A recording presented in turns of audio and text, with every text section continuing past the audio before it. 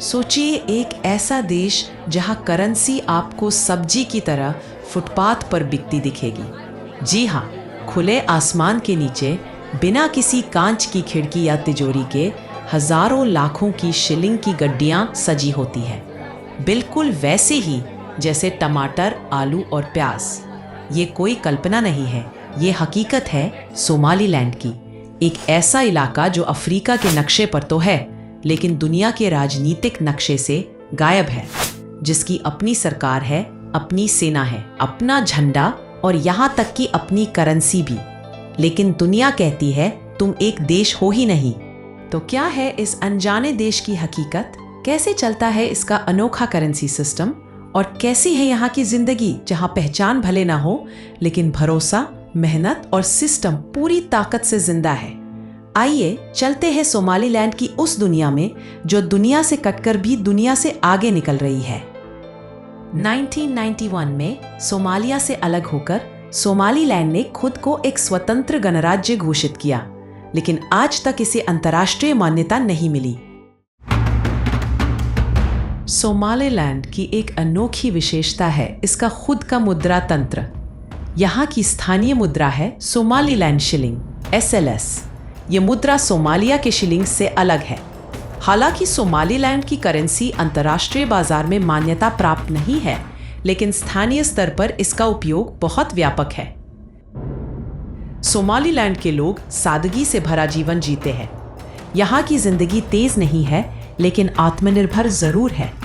पारंपरिक पशुपालन, खासकर ऊंट और बकरियों का व्यापार आज भी बहुत महत्वपूर्ण है। यहाँ की महिलाएं छोटे व्यापारों में काफी सक्रिय हैं।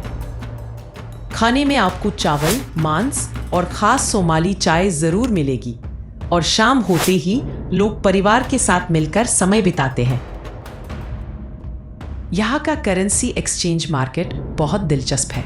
खुले बाजारों में खुलेआम टेबल पर नोटों की गड्डियाँ रखी होती हैं। कोई तिजोरी नहीं, कोई CCTV नहीं, क्योंकि यहाँ की करेंसी की वैल्यू इतनी कम है कि आप किसी मोबाइल या फ्रिज की खरीदारी करने जाएं तो थैले भर के नोट ले जाने पड़ते हैं। इसकी तुलना अगर अमेरिकी डॉलर से की जाए तो $1 लगभग 8,500 से 9,000 सोमालीलैंड शिलिंग तक हो सकता है।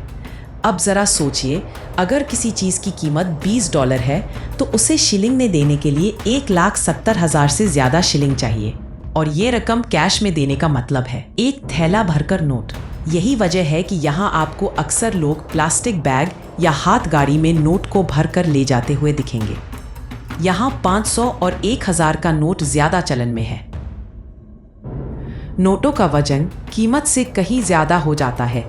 यही कारण है कि रोजमर्रा की चीजें जैसे सब्जी, नाश्ता, टैक्सी किराया शिलिंग में खरीदी जाती है।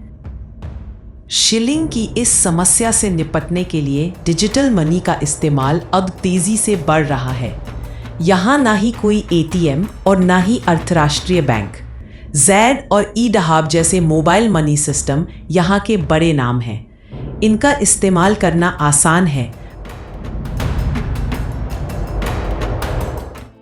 सोमालीलैंड में पर्यटन का अपार संभावनाएं हैं।